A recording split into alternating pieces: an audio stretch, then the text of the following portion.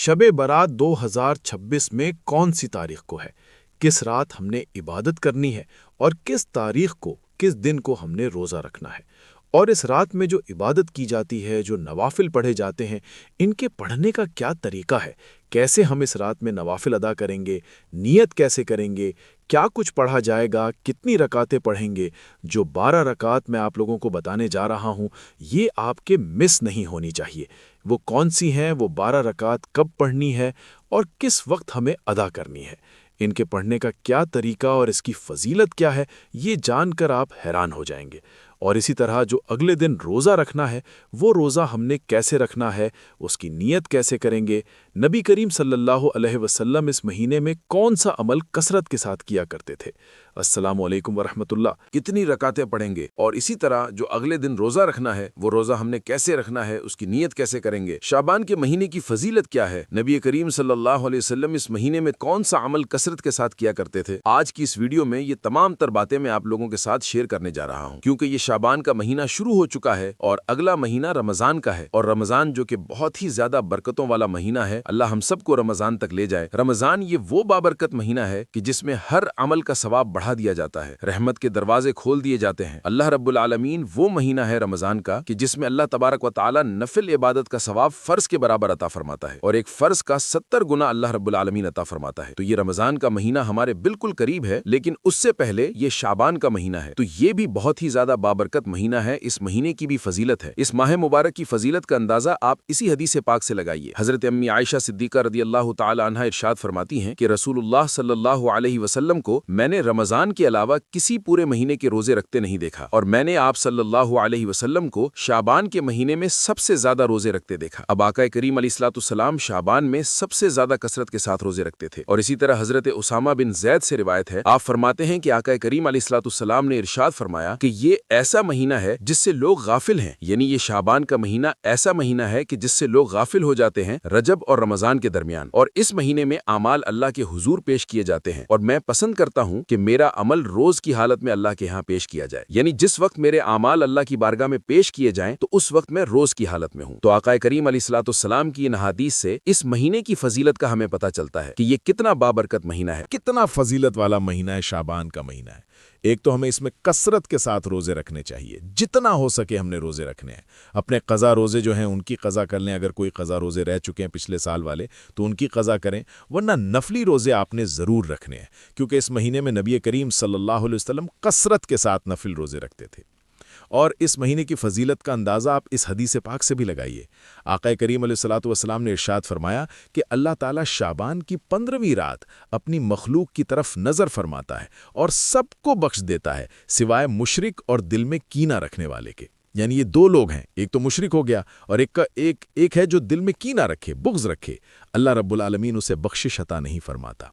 यानी 15वीं शब बारात जो है ये बहुत ही ज़्यादा फजीलत वाली रात है। इस रात को हमने बिल्कुल ही गफलत के साथ नहीं गुजारना, तो हमने शब बारात को भी तलाश करना है, शब बारात को भी हमने पाना है और इस पूरे महीने में अपनी इबादत को बढ़ा दें, ताकि रमज़ान हमारे बिल्कुल करीब है तो रमज़ान की हमने प्रैक्टिस अभी से शुरू कर देनी है, रोज़ा रखना शुरू कर दें। इसी तरह इबादत में अपना फ़र्ज़ इबादत तो हम करते हैं, नवाफिल की तरफ आपका रुझान बढ़ जाए ताकि आपकी प्रैक्टिस पहले से आप तैयार हों रमज़ान के लिए, ठीक है ना। तो रोज़ा रखें और इबादत में अपना ज़्यादा से ज़्यादा वक्त लगाएं।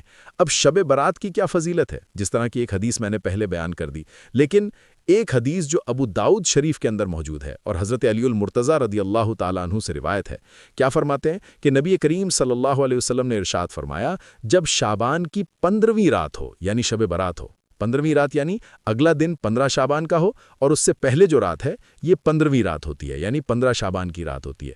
14 का दिन होता है और रात जब शुरू होती है 14 का दिन गुजरने के बाद मगरिब के बाद ये 15वीं रात शुरू हो जाती है। फरमाया कि जब शाबान की 15वीं रात हो, इस रात क़याम करो और उस दिन का रोज़ा रखो, क्योंकि अल्लाह ताला इस रात गुरूब आफ्ताब से लेकर तुलुए फजर तक आसमान दुनिया पर अपनी रहमतों का नज़ूल फरमाता है। और अल्लाह की तरफ से ये ऐलान किया जाता है कि है कोई मुझसे मग़फ़िरत मांगने वाला, मैं उसे बख्श दूं। क्या कोई रिज़्क मांगने वाला है, मैं उसे रिज़्क दूं। क्या कोई मुसीबत ज़दा है, मैं उसे आफ़ियत दूं। यहाँ तक कि ये ऐलानात किए जाते हैं कि है कोई मुझसे रिज़्क मांगने वाला, मैं उसे रिज़्क अता कर दूं। कोई बीमार हो, मैं उसे शिफा अता कर दूं। कोई मुसीबत ज़दा हो, میں اس کی مصیبت کو دور کر دوں، اسے عافیت عطا کر دوں۔ یہ اعلانات غروب آفتاب سے لے کر طلوع فجر تک، یہ جو اعلانات ہیں، اللہ کی طرف سے منادی کی جاتی ہے کہ مجھ سے مانگنے والا ہے کوئی، میں اسے عطا کر دوں۔ تو یہ 15ویں شعبان یعنی شب برات کی فضیلت ہے کہ اس رات غروب آفتاب سے اللہ رب العالمین آسمان دنیا پر اپنی رحمتوں کا نزول فرماتا ہے، اور اللہ بخشش کے دروازے کھول دیتا ہے، مغفرت کے دروازے کھول دیتا ہے، رزق کے دروازے کھول دیتا ہے کہ ہے کوئی مجھ سے مانگنے والا، میں اسے عطا کر دوں۔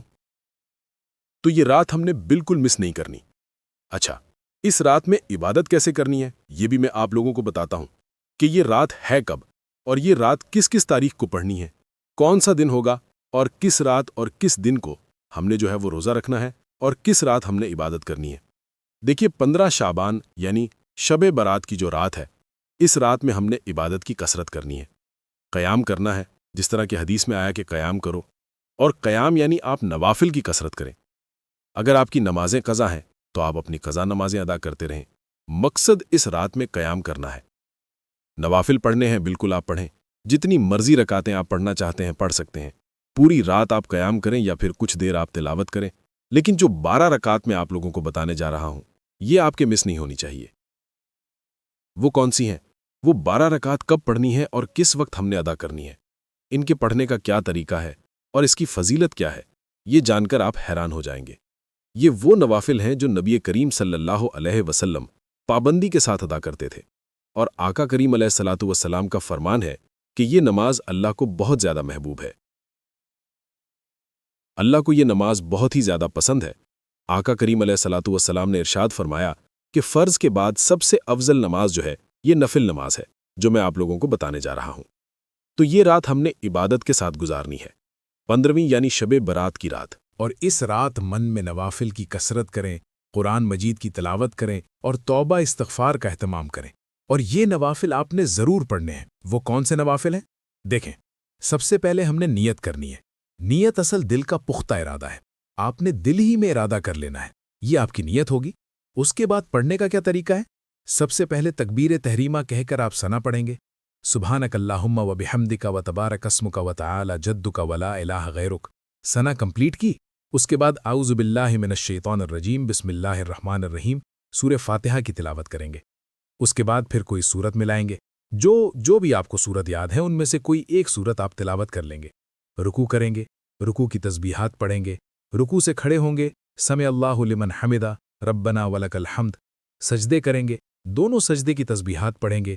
دوسری رکعت میں پھر اسی طرح بسم اللہ پڑھیں گے، سورہ فاتحہ پڑھیں گے، کوئی سورت ملائیں گے، رکوع سجود کی تسبیحات، قاعدہ بیٹھیں گے، تشہد اور دعا پڑھ کر دائیں بائیں سلام بھیر دیں گے۔ تو اس طریقے سے ہم نے یہ 2 رکعت کر کے 12 رکعت تک آپ پڑھ سکتے ہیں۔ 12 رکعت نبی کریم صلی اللہ علیہ وسلم سے ثابت ہے، اور یہ پڑھنے کب ہے؟ عشاء کے بعد سے لے کر طلوع فجر تک، یعنی فجر کا وقت شروع ہونے سے پہلے تک۔ آپ رات کے کسی بھی حصے میں پڑھ سکتے ہیں، لیکن افضل وقت رات کا آخری حصہ ہے، یعنی جو صبح سحری کا وقت ہوتا ہے، رات کا آخری حصہ، طلوع فجر سے پہلے آخری حصہ جو ہے اس میں یہ نوافل ادا کرنا سب سے افضل ہے، ٹھیک ہے نا؟ یہ تہجد کی نماز ہے، یہ ہماری مس نہیں ہونی چاہیے اس رات میں۔ اور تہجد کے بعد جو اللہ سے مانگو اللہ عطا فرماتا ہے، ٹھیک ہے نا؟ تو یہ مانگنے کی رات ہے، اللہ سے اپنی گناہوں کی بخشش مانگیں، مغفرت طلب کریں، اپنے لیے رزق مانگیں، اپنے لیے عافیت طلب کریں، اپنے لیے، اپنے گھر والوں کے لیے۔ تو یہ دعاؤں کا اہتمام بھی آپ نے ساتھ ساتھ کرنا ہے، تو یہ نوافل بھی آپ نے ضرور پڑھنے ہیں۔ اچھا، اب شب برات ہے کب؟ یہ بھی میں آپ لوگوں کو بتاتا چلوں کہ تاریخ کون سی ہوگی اور کون سا دن ہوگا، کون سا دن گزرنے کے بعد شب برات کی رات آئے گی۔ دیکھیں، شب برات 2026 میں، اس سال 2026 میں 3 فروری تاریخ ہوگی، 3 فروری اور ٹیوزڈے منگل کا دن ہوگا۔ 13 فروری منگل کا دن جیسے ہی مکمل ہوگا، سورج غروب ہوگا، مغرب کے بعد سے لے کر طلوع فجر تک، فجر کی نماز کا وقت شروع ہونے سے پہلے تک، یہ ساری رات جو ہے یہ شب برات رات کی رات ہے۔ 3 فروری کا دن جیسے ہی مکمل ہوگا، آگے جو رات شروع ہو رہی ہے یہ شب برات کی رات ہے، یعنی یہ 15ویں شعبان ہے شعبان کی 15ویں رات ہے۔ اچھا، عبادت ہم نے کرنی ہے، 3 تاریخ دن گزرنے کے بعد جو رات شروع ہوگی اس رات ہم نے عبادت کرنی ہے۔ اور اگلا جو دن ہے، بدھ کا جو دن ہے، یہ 15 شعبان کا دن ہے۔ اس دن ہم نے روزہ رکھنا ہے، ٹھیک ہے نا؟ اور روزہ کیسے رکھیں گے؟ لیکن دل کا پختہ ارادہ ہے، نفل روزہ ہے، تو آپ نے نفل روز کی ہی نیت کرنی ہے اور دل ہی میں ارادہ کر لینا ہے کہ میں روزہ رکھ رہا ہوں، بس اتنا کافی ہے۔ زبان سے الفاظ ادا کر کے نیت کرنا یہ کوئی ضروری نہیں ہے، ٹھیک ہے نا؟ تو آپ نے نفل روزہ رکھنا ہے اور رات میں قیام کرنا ہے۔ مقصد اس رات میں قیام کرنا ہے۔ جس طرح جو نمازیں آپ پڑھنا چاہیں، قضا نمازیں پڑھنا چاہیں، نوافل پڑھنا چاہیں، آپ پڑھ سکتے ہیں۔